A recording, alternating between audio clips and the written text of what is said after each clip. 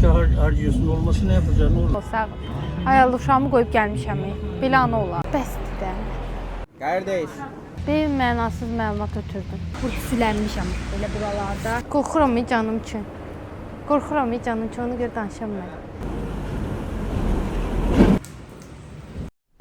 Bugün sizə İstanbul səyahətimizdən danışacağım. Yenə hər şey İsmailin Telegramda Tez Travel qrupumuza bax mesajı ilə bir andaca başladı. Gəlmişik, aeroportdayıq. İsmail VIP müştəri olduğu üçün kartı ilə bərabər daxil olub yemək yeyir və mənə oradan fotolar göndərir. Bunu da yiyeyim. Sen de geç kasıp bir de dokuda zaten meseleler. Yani ses değil zaten. Uçuşumuz Azərbaycan Hava Yolları ilə idi. Hava limanına enən kimi pasportları bu elektron aparatlardan oxudub pulsuz Wi-Fi kodumuzu əldə etdik. Bütün planı belə qurmuşduq. Təyyarədən düşən kimi yerin altı ilə birbaşa otelə getməli idik və dəqiq plan özünü doğrultdu. Elə hava limanından ayrılmadan Osman bəyə, yəni mənzil başına çatdıq. Gecənin bu vaxtı bura baxın. Həqiqətən bu şəhər heç yatmır.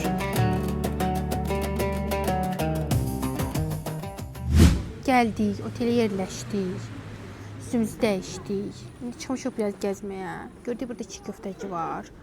İndi çiğ köftə sifariş eləmişik, ayranla yeyəcəyik.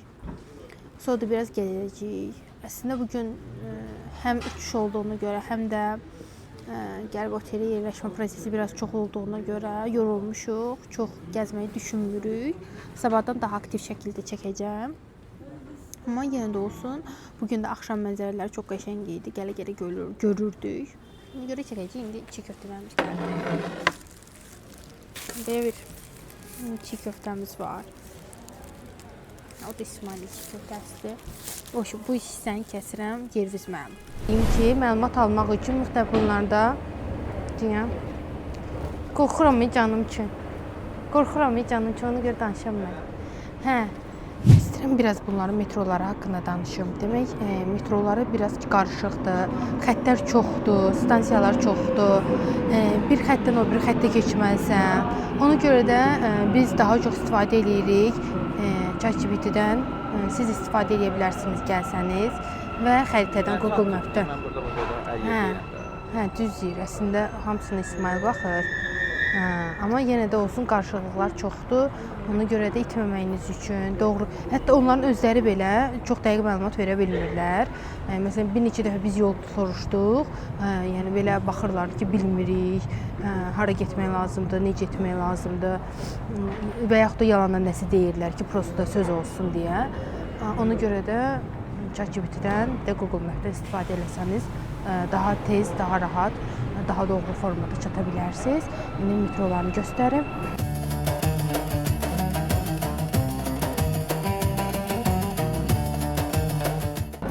Görək nə edəcəkdir. Bunlarda həqiqətən metrolar fərqlidir. Bir də görürsən yerin altındasın, bir də görürsən çıxdın yoldasan. Bir de görsen köyde. Yox, elə şey olmur. Gəlin biraz bu nəhəng şəhərin tarixindən danışaq. Təsəvvür edin, İstanbul dünyada eyni anda həm Avropa, həm də Asiya qitəsini qucaqlayan yeganə megapolisdir. Bura tarix boyu Roma, Bizans, Latın və Osmanlı kimi düz 4 nəhəng imperiyaya paytaxt olub. Eyni ilə Roma kimi İstanbulun 7 sehirli təpə üzərində qurulduğu deyilir. Və maraqlısı odur ki, hər təpənin zirvəsində möhtəşəm bir Osmanlı məscidi ucalır. Fevral ayında getdiyimiz üçün havanın soyuq olacağından qorxurduq, amma bəxtimizdən bizə elə gözəl, soyuq olmayan, doy-doy gəzməli bir hava qarşıladı ki, gəl görəsən.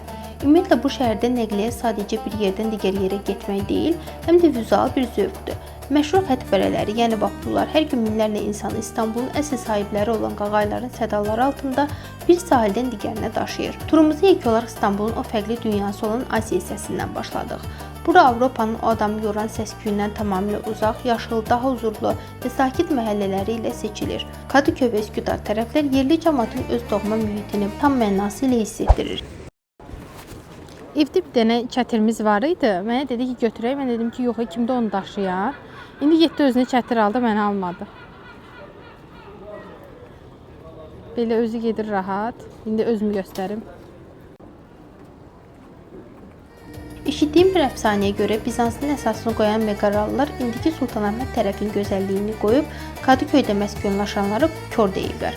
Bax elə bu qəribə səbəbdən Kadıköy qədim dövrlərdə Kalsedon, yəni Körlər ölkəsi kimi ad çıxarıb.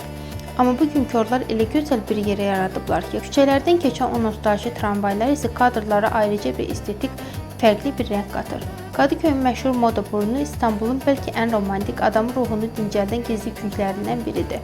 Bura gələn hamı dəniz havasını ciyərlərinə çəkib sadəcə anın dadını çıxarır. İndi isə gələk metrolardakı bu qəribə pul qaytarmaq, yəni ücret iade cihazlarına.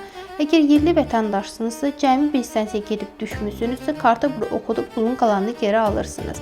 Amma təəssüf ki, bu sistem turistlər üçün keçərli deyil. Pullar getdi. Buralara qədər gəlib balıqçılar çarşısına dəyməmək olmazdı.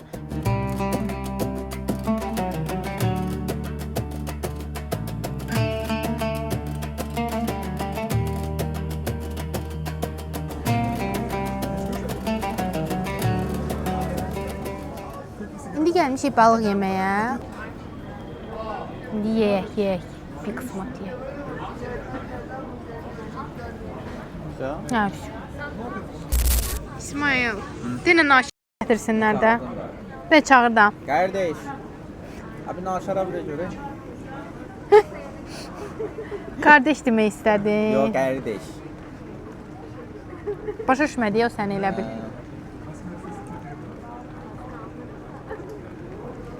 Gelseydi İştahın ölür hə, belə. yemrem. Ben de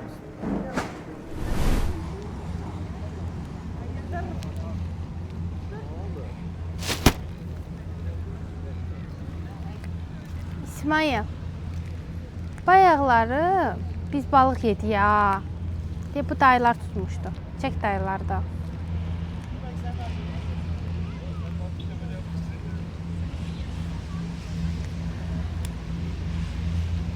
Bir mənasız məlumat ötürdüm.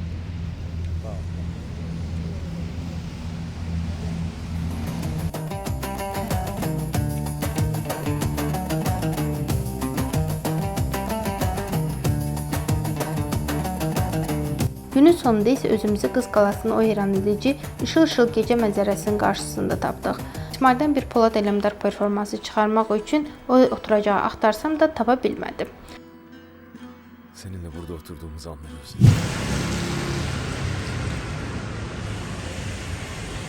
Neyinirsən? Hə, demək bugün İstanbulda 3-cü günümüzdür. Bugün nə yeyəcəyik? Balduzum gəlir bu günləri mənim İstanbula. Gedib onları qarşılayacağıq. Amma ilkin olaraq onlar gəlməmiş dedik ki, gedək anlayıcısı bəzi şeylərimiz var, onları alaq. Onlar gələndən sonra sadəcə gəzmək üçün axtarırıq. Gələn kimi uşaqlar bir dənə dəhşətli faciə ilə rastlaşdım. Mənim bu gözəl stepim düşdü, buralıqda itdi və mənim xəbərim olmadı. Bunun da balaca bir detalı var. Yəni o burada itmişdi. Hardasa 1 saat burada sülənmişəm. Belə buralarda üməkləmişəm, mikrofonun altlığını axtarmışam. Amma axır ki tapa bildim, çox şükür. Yoxsa o qədər xərc gedəcəkdi heçə. Ondan sonra da elə qayıtdıq, getdi otelə, belə bir xoşagəlməz hal yaşandı. Ona görə də belə mikrofonlar alandı. Mütləq mənim kimi ehtiyatsız davranmayın, çox ehtiyatlı olun.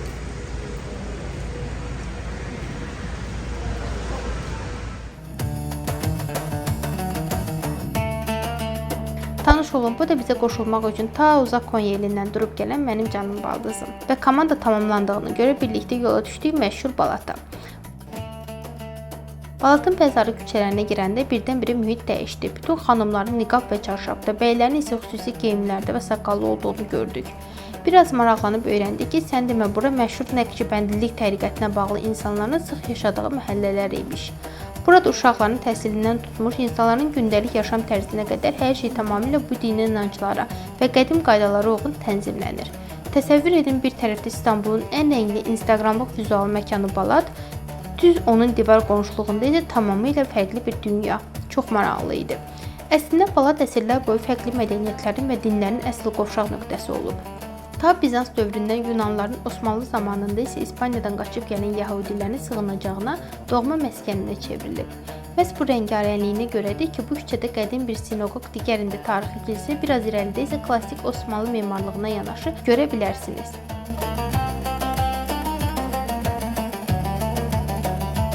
1950-ci illərdən sonra buradakı Yəhudilər və Yunanlar yavaş-yavaş köçüb gedəndə o boş qalan tarixi binalara İstanbulun qaraçıları və Anadoludan gələn köçkünlər yerləşib.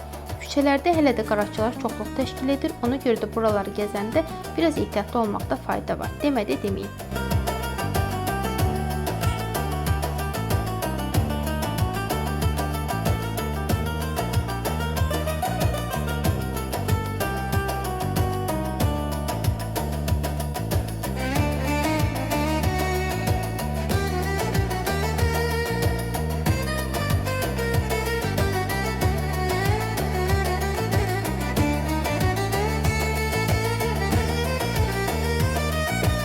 Və budur növbəti hədəfimiz məşhur Qalata və Karaköy tərəflərdir.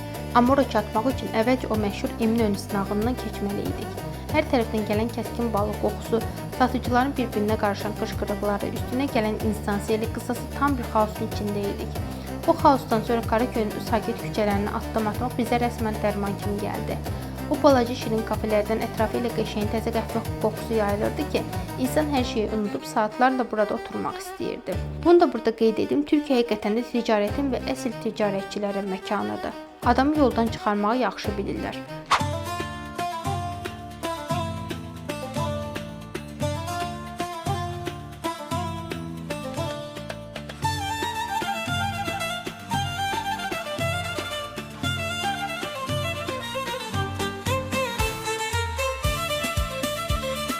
Fevral günü Qalata qülləsinə getdiyimiz üçün bütün sevgililər qalanın sözün əsl mənasını işğal etmişdilər. O izdihamın içində bir təhər sırf biz də burada olmuşuq demək üçün çəkil çəkdirib tez oradan qaçdıq.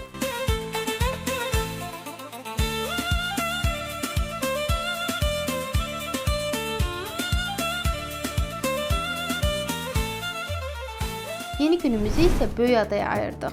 İstanbulun yazılmamış qızıl qanununa əməl edib gəmidən qağayılara simit ata-ata yola düşdük. Yol boyu dənizin ortasında mirvari kimi düzlənən Kınalı ada, Burqaz ada və Heybəli adanın yanından keçib hər birini heyranlıqla izləyərək nəhayət gəlib çatdıq ən böyüyünə Böyük adaya. Normalda qış mövsümündə ada demək olar ki qapalı olur, amma sırf 14 fevral sevgililər gününə görə gediş-gəlişi 2 günlük xüsusi olaraq bərpa etmişlər. Buranın arası tam başqadır. Ətrafda yalnız quşların səsi, xoş velosiped zəngləri və dənizin o sərin mehi var. Amma gözəlliyə aldanmayın, çünki tarixi faktlara görə Bizans dövründə bura əslində çox qorxulu bir yer olub. Bəlkə də inanmayacaqsınız, amma dövrün imperatorları gözdən saldıqları, bəyənmədikləri şəhzadələri, kraliçaları və dil xadimlərini sürgünə göndərmək üçün məhz bu böyük adamı seçilmişlər. Yəni bir vaxtlar bugün gəzdiyimiz o cənnət kimi ada əslində saray əhlindən olan kübarların lüks həbsxanası rolunu oynayıb.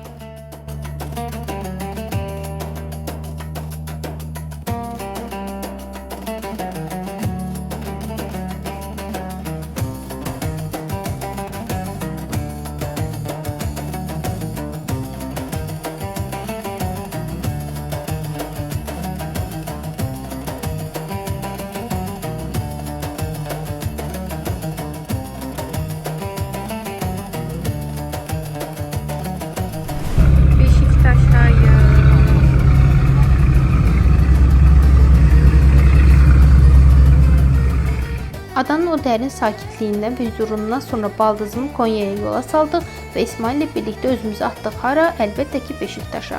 Amma dostlar, buraya basan kimi o adadakı bütün sakit, huzurlu ruhumuz bir andaca puf deyib uçub getdi. Çünki Beşiktaş tam gənclərin məskəni idi.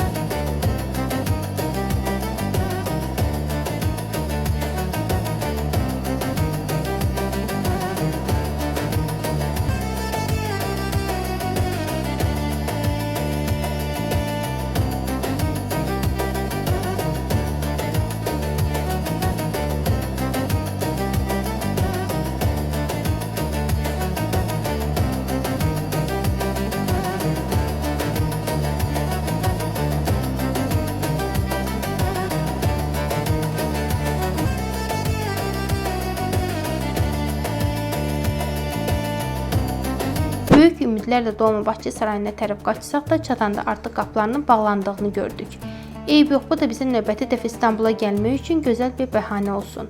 Dolmabahçenin o bağlı qapıları qarşısında qalsaq da, təbii ki bizim ruhdan düşmək fikrimiz yox idi. Yolumuzu dərhal İstanbulun ən dadlı, ən estetik və vizual olaraq ən simvolik vizit kartı olan nöqtəsinə Ortaköy'ə saldıq. Ortaköy məşhur Boğaz körpüsünün altındakı məscidi, sahildəki qayğayları və əlbəttə ki, o dadlı kumpiri ilə yaddaşımızda silinməz çox xoş iz buraxdı.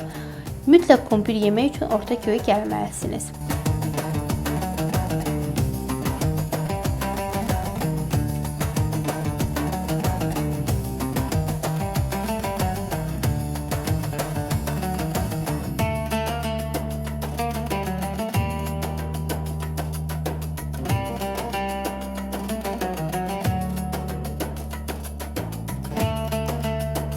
Son gün isə alış-veriş üçün Olivium ticarət mərkəzinə yollanmalı olduq.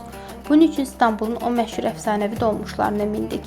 Yaxşı ki də minmişik, çünki yol boyu elə şirin, elə gülməli bir diyaloqun şahidi olduq ki, bütün yol boyu gülümsədik. Allah mutluluğunuzu daim etsin. Sağ ol, sağ ol. Bizden. Ya para iş bitmiyor ki abi. Tam parayı da aldık. 18'ini aldık zaten. Mazga diyor bir işim var. Satışın aslında başında bir şey gelse bana Mazgimi çok sürüyor. Mazgimi sürüyor. sen bugün sana sıra yarın akşam da ben gidiyorum. Allah yardımcınız olsun. Sağ ol, sağ ol. Shopping gittim. Yani gün gelmezsen de cenazeye yarın şey var. Maşallah size. Taziye göre. Var ki harcıyorsun olması ne yapacaksın oğlum? Çok şükür Allah'a. Sağ ol dayı, sağ ol. Maşallah. Allah razı olsun. Alışverişe götürüyor beni. Oh süper maşallah. Varken harcayın yavrum ama biraz da kenara koymaya çalışın. Kenara hiç koyamıyorum bunun elinden. Olsun. Cenab-ı Allah gücü sağlığı versin yeterli. Aha. Koyabilmiyorum, imkan vermiyor. Eşim durmadan harcıyor. Besti de. Kenara atan, kenara atan. Kardeşin hanımına benziyor. Nerelisin canım? Bakı. Güzel. Çok güzel.